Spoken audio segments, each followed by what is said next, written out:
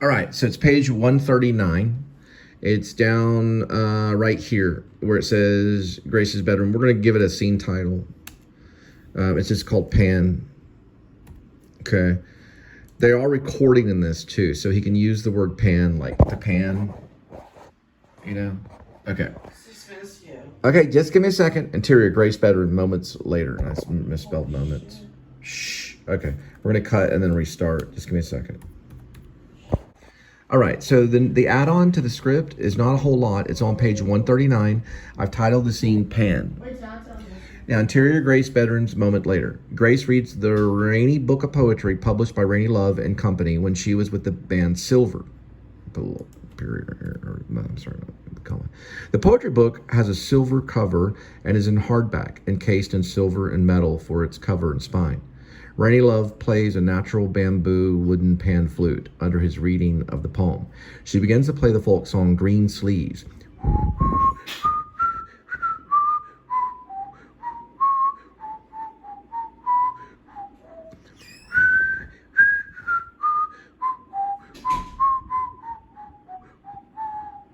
On the pan flute. He reads to her. He turns on the smartphone's camera and records them as he reads to her, and she plays for him. I kind of like that he reads to her.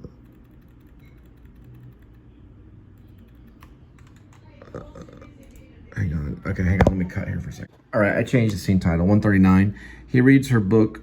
He reads her book of poetry, and she plays the pan flute. Okay. It's a little longer scene title, but he reads her book of poetry and she plays the pan flute. Interior, Grace bedroom, moments later. Grace reads the rainy book of poetry published by Rainy Love and Company when she was with the band Silver. The poetry book has a silver cover and is in hardback, encased in silver and metal for its cover. Let me cut for a minute. Okay, we're just going to go through this. It's on page 139. The scene is titled Natural Bamboo Wooden Pan Flute under his reading of her poem. Interior, Grace's bedroom, moments later. Grace reads the rainy book of poetry published by Rainy Love and Company when she was with the band Silver. The poetry book has a silver-plated cover and is in hardback, encased in genuine silver, stainless steel, and metal spine.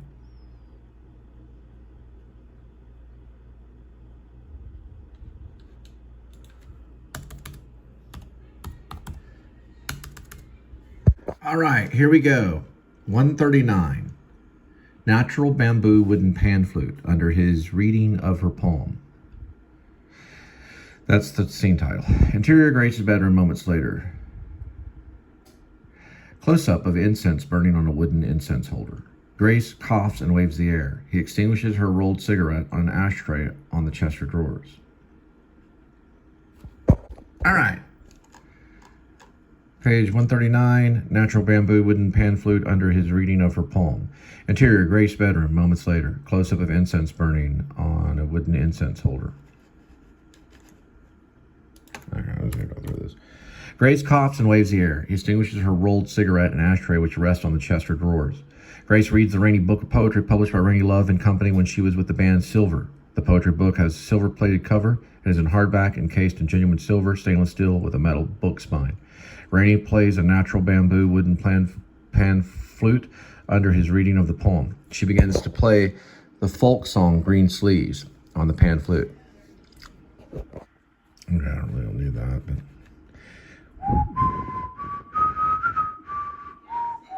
He turns on the smartphone's camera and records them as he reads to her and she plays for him. And the swans fell from grace, and the little entitled ones dressed in holy sheeny golden and green sleeves worshiped the elves far from the land of grace. And the little ones danced, danced, danced in the rainy rain. Rainy puts the pan flute down. She laughs and lightly howls while eating from a great value can of corn with a silver spoon. I'm howling, Grace, howling. She laughs more and corn falls from her mouth, and she continues laughing at her embarrassment of the moment and embarrassment of the corn. She laughs more and corn falls from her mouth, and she continues laughing at her embracement of the moment and embarrassment of the corn. She picks the bamboo wooden pan flute and plays more. Sounds like Led Zeppelin. You like it, honey? I've been practicing. I once played this pan flute for my band Silver, usually when in rehearsal. I played it a few times live.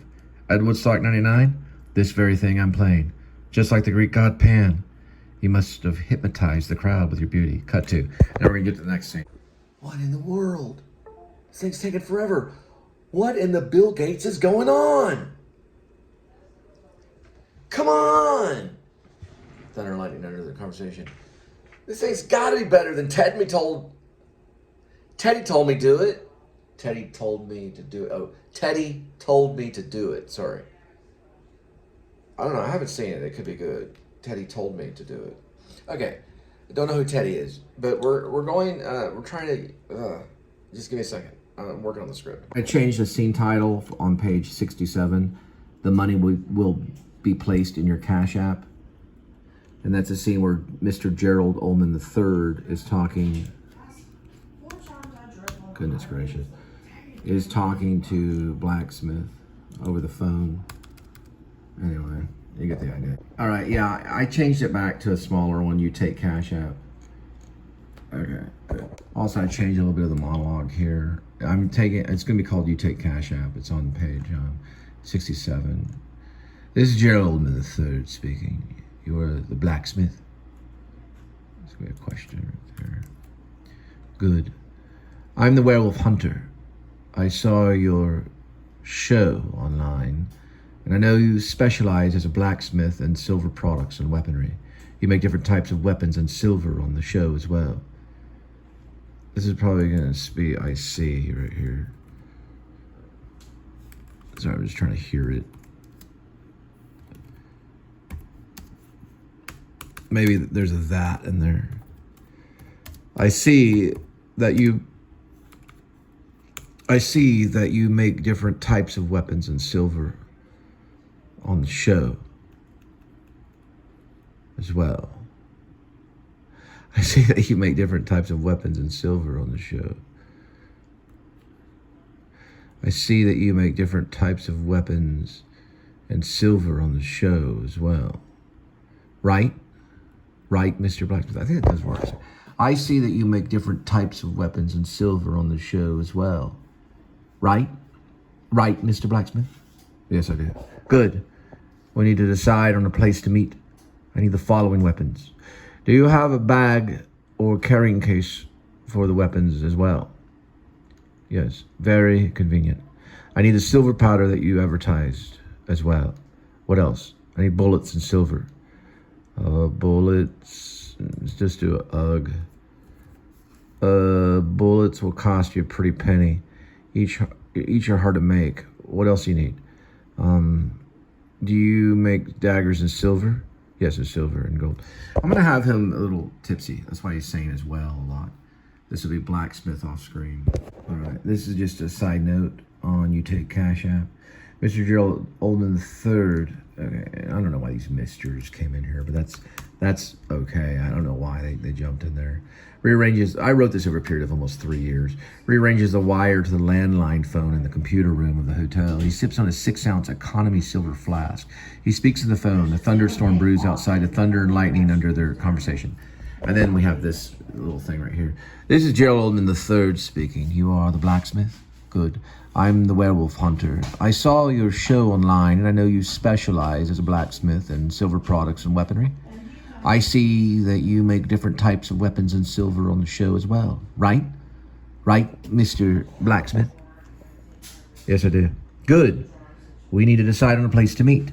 I need the following weapons. Do you have a bag or a carrying case for the weapons as well? Yes. Very convenient. I need the silver powder.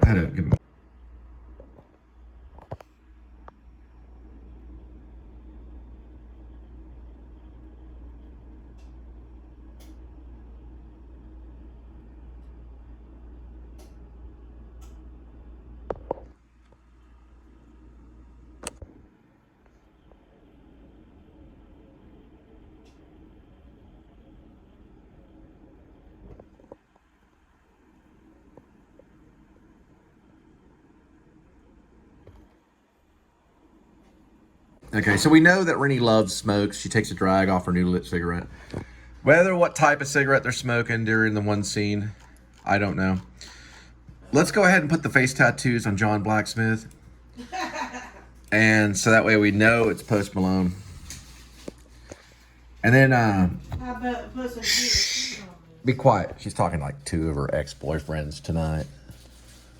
2 of them. They're not my boyfriends. Your ex-whatevers. One was in the Navy. The other one you used to live with. But I'm forgiven. I don't care. Grace, a.k.a. Werevlog, screenplay written by Cole Spivey. We're not doing a whole reading, but I got to find the other 2 so I can add it. Blah, blah, blah. Blah, blah, blah, blah, blah. What type of food is this, sweetie? It's a type of food that's chicken strips in it. Did you put any kind of sauce in it? Caesar dressing. Caesar dressing chicken wrap. Thank you, Lord, for this piece of chicken wrapped in a tomato-style flour tortilla. You'll enjoy it tonight. Working on the script. Okay, so we know that his face is covered in various tattoos, which say "Stay Away." And I'm looking at some photos of Post Malone. I can't read all his face tattoos, but he had some added. But we know "Stay Away." We can see "Stay Away." That could be on other people's face too. And I'm gonna see the other one. All right, we did an update. This is on page 70. God, it's an hour into the movie. Yeah. The hour in the movie, we meet Gerald Ullman III meets John Blacksmith, 7-Eleven gas station at night. A dark SUV pulls up with an Uber sign on the dash that glows pale silver. Gerald Ullman III steps out of the vehicle and walks behind the gas station. A dark-haired, tall man with a pale, ghostly face, half covered in an ash-colored bandana and a dark trench coat, long, shaggy dreadlocks, peers from a misty wisp of smoke. He has a long, rolled cigarette in his lips. The blacksmith's hands are covered in green and black tribal tattoos. His face is covered in various tattoos. One above the right eyebrow reads "Stay Away," and the other under the right eye reads "Always." He has a sword tattoo along his right temple. There are various other tattoos on his face as well. He has a pinky ring with a sharp silver curved spike on the right hand. He puffs on a vape stick and reveals a silver grill for a smile. The blacksmith holds a large tote bag full of weaponry. Mr. Gerald Ullman III approaches him carefully and keeps at 6 feet. "You're the blacksmith?" "Yes, I am." I might want to address this whole... I think he's going to start off... This is... Okay, just going to say. He's going to start with, "Keep your 6 feet." And that is the only mention of the virus in the entire script. Gerald Ullman says it here. "Keep your 6 feet. You're the blacksmith." "Yes, I am." "Drop the bag and step back 6 feet. You can check your Cash App in a moment. Have the payment on its way." Now, he's doing this with safety, really. "Keep your 6 feet." Okay, hang on for a minute. He says it later, so I'm going to erase this line. Sorry about that, Gerald. "You're the blacksmith." "Yes, I am." "Drop the bag and step back 6 feet. You can check your Cash App." Okay, so he does mention it. Okay. All right. We do have the tattoos on Gerald. I'll go through and tweak dialogue all day long. Craziness. All right. Now the lunar eclipse. Lunar eclipse here.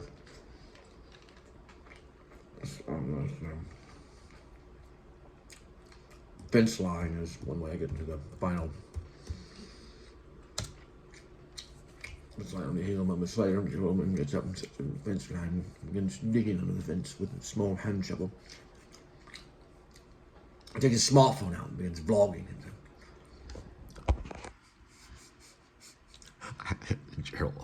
Gary Oldman's, "What the hell is this?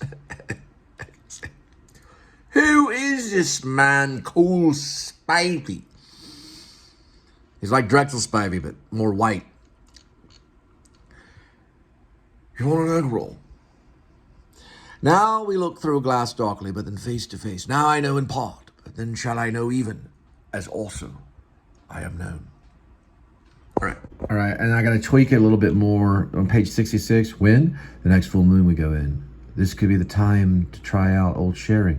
We will definitely take her along. First, let's get equipped. According to the weather bug, tomorrow night is an lunar eclipse." Tomorrow night is a lunar eclipse. Most of the night will be full moon. The app tells me we are expecting rain, so there will be cloud cover. The eclipse could affect the transformation of the wolf. What, like a half transformation? It means she'll be recognizable. We will see her as a lady and a wolf. So in order for him to say this line, it's got to be definite on this line. The app tells me we were expecting rain, so there will be cloud cover. The eclipse will, not could, but the eclipse will affect the transformation of the wolf. Okay, we got that. Now let's put the eclipse in. Very good. Bring this way. No, that's way good. I had a couple sequences.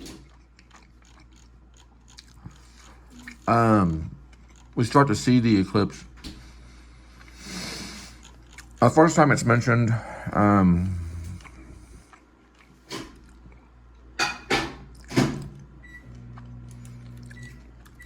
do you say sees? I say views.